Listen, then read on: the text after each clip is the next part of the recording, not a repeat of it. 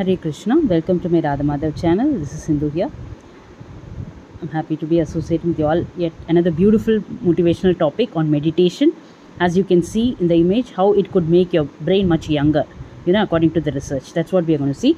So before that, let's see what Krishna is telling Arjuna as per the Bhagavad Gita. Last week, we saw the topic on how to transform our loneliness, depressing loneliness into the, solitude, right? So the power of solitude, that also we saw, and how loneliness can be good also for you at times. So today we are going to see about meditation, right? Before that, let me start with a small prayer and introduction. Nama Om Vishnu Padaya Krishna Preshtaya Bhutale Srimate Bhakti Vedanta Swamini Namine Namaste Saraswati Deve Gauravani Pracharini Nirvisesha Shunyavadi Paschatya De Shatarine. Hare Krishna. See, our true nature is to be free from all the sorrows and anxieties in spite of ups and downs of life. And it's quite natural. Also, we have a wrong notion that our happiness is based on security and pleasures that come from people, objects, and situations. So, reading these Vedic literatures like Bhagavad Gita, like Srimad Bhagavatam, so they all free us from these wrong notions, and of which meditation is a very, very, very important step in this process. How? See, to be able to meditate effectively, it's important to have a meditation conducive lifestyle, as without that, mind would be thinking about all the other things and it will get deviated and meditation will not at all be possible. So the Bhagavad Gita deals with several aspects of meditation very elaborately, especially in the 6th chapter. Here Krishna describes the practice of meditation to Arjuna like 5,000 years ago, and people at that time used to meditate while sitting under a tree or in a forest where insects and wild animals could encroach. But nowadays it's all changed, right? It's not like we cannot do, it's impossible for us to do like those days. So now let's see what are those steps, which we can practically follow, or given by Arjuna to Shri Krishna as per the Bhagavad Gita. He has given 4 steps. First is preparation, step 2 is process, step 3 is culmination, and step 4 is meditation of the Lord. So the first preparation is that a strong identification and attachment to our life and what we think that supports life, like money, job, relatives, etc., make us dwell on the past and future. We have a lot of regrets and guilt about what we did in the past. We have grudges against people, situations, and even God about what happened to us in the past. We have fear and anxiety about the future. We should resolve these, as what we are facing in the present is because of our intentions and actions in the past. We get only what we deserve. So there's no point in having any grudges against anyone. At any point of time, a person does what he thinks is the right thing to do. If we have done something wrong in the past, so instead of having guilt, we need to apologize and forgive that person. The same applies to the other person also. We just need to do good things, wish well to everyone, help everyone as much as possible, do our duties and work, and everything will be fine. So we don't need to do wrong. See, Lord knows that every thought in our minds, it's given in 6th chapter 40th verse. He knows truly what is needed for our spiritual development, and He is our true well-wisher. Everything happens by His will. By knowing this, we can place all our past, present, and future in His hands and relax. By assimilating these deeply, we can become free from all the grudges, regrets, and anxiety.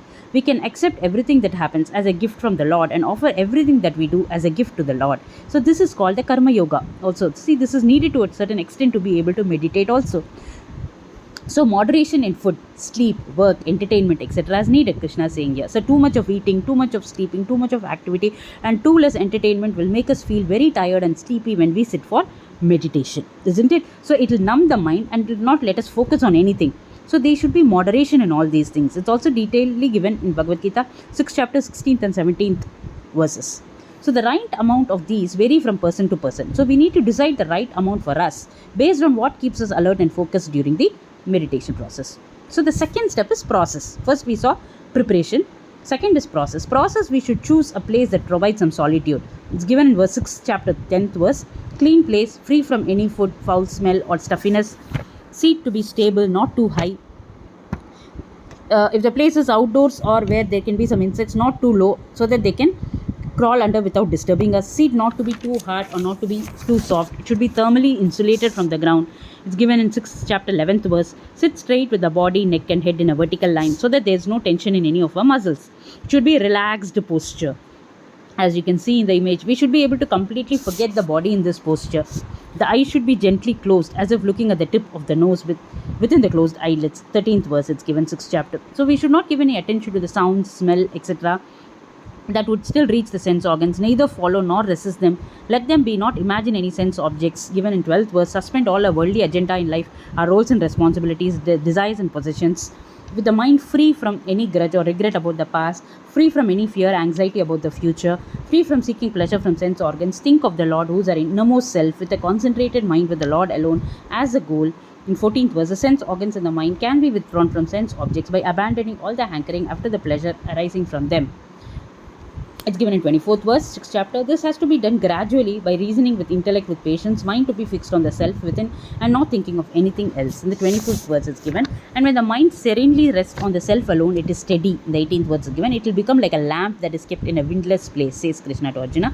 In the verse 6.7, 19th verse, become fully satisfied with resting in the self. 20th verse, this will give us infinite bliss experienced by the mind.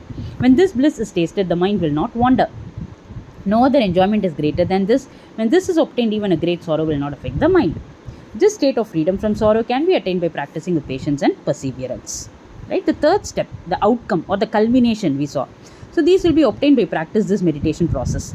So what are the results we can see? Tranquil mind, free from guilt, anxiety, fear, hatred, etc. Second, great bliss, tangible experience of happiness uncaused by any sense organ. 3, free from passions, freedom from any dependency or expectation from people, objects or situations. 4, infinite identity, freedom from limited identity based on body, mind, memory, action, sense, experiences, etc. Number 5, taintless freedom from biases, tendencies, attachments created by past, present and future actions. Right? So the last 4th step Krishna is telling about meditation on the Lord, thinking about and meditating on the Lord. I know it's very difficult for most of the people. The 12th chapter 5th verse is given. So a person can follow these disciplines, like do everything as an offering to the Lord, as its Lord alone who has become the world and all the living beings. To all the living beings, everything we do is an offering to the Lord. So do everything as a means to the goal of reaching the Lord, not for worldly gains or benefits. And meditate upon Lord as an omniscient, omnipresent, omnipotent, compassionate and supreme being. Don't think of anything else during meditation. If we follow this, definitely Lord will give the knowledge of truth and save us from the bondage of this world. Right? So as you can see, the meditation could make your brain much younger. So what it's talking about here, the neuroscientist Sarah Lazar of Mass General and Harvard Medical School started studying meditation by accident. She sustained running injuries training for the Boston Marathon, and her physical therapist told her to stretch. So Lazar took up the yoga. The yoga teacher made all sorts of claims that yoga would increase your compassion and open your heart, said Lazar. And I would think, I'm here to stretch. But I started noticing that I was calmer. I was better able to handle more difficult situations. I was more compassionate and open-hearted and able to see things from others' point of view. Eventually, she looked up the scientific literature on mindfulness meditation, a category into which yoga can fall. She found the ever-increasing body of evidence that shows that meditation decreases stress, depression and anxiety, reduces pain and insomnia, and increases the quality of life. So she started doing some neuroscience research of her own. In her first study, she looked at long-term meditators, those with 7 to 9 years of experience versus a control group. The results showed that those with a strong meditation background had increased grey matter in several areas of the brain, including the auditory and sensory cortex as well as insula and sensory regions.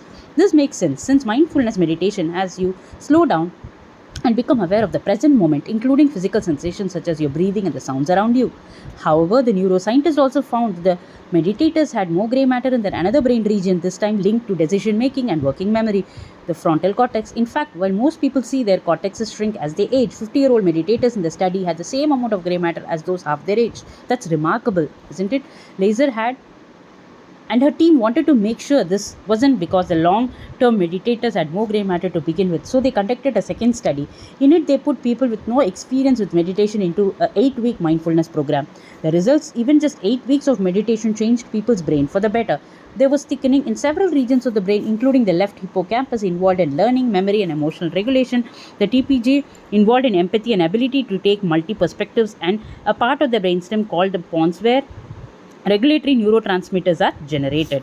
Plus, the brains of the new meditators saw shrinkage of the amygdala, a region of the brain associated with fear, anxiety, and aggression. This reduction in size of the amygdala correlated to reduced stress levels in those participants. How long do you have to meditate to see such results? Well, in the study, participants were told to meditate for 40 minutes a day, but the average ended up being 27 minutes a day. Several other studies suggest that you can see significant positive changes in just 15 to 20 minutes a day. As well as his own meditation practice, she says it's highly variable. Some days 40 minutes, some days 5 minutes, some days not at all. It's a lot like exercise. Exercising 3 times a week is great, but if all you can do is just a little bit every day, that's a good thing too. Turns out meditating can give you a brain of a 25-year-old. What remarkable.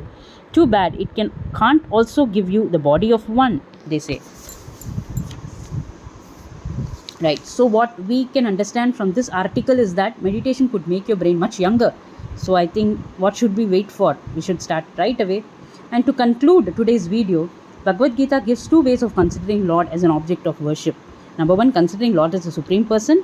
How we do that? We all as devotees sing glories of the Lord, and bow down to the Lord, perform many charity austerities, always think of the Lord, worship the Lord through devoted offering of leaf, fruit, flower, water, etc. As in the 9th chapter, 14th verse, it says, and 26th verse, and knowing that the Lord alone has become or appears as universe, offers everything, responds to the person deeper with faith, like as we do all these things to the Lord.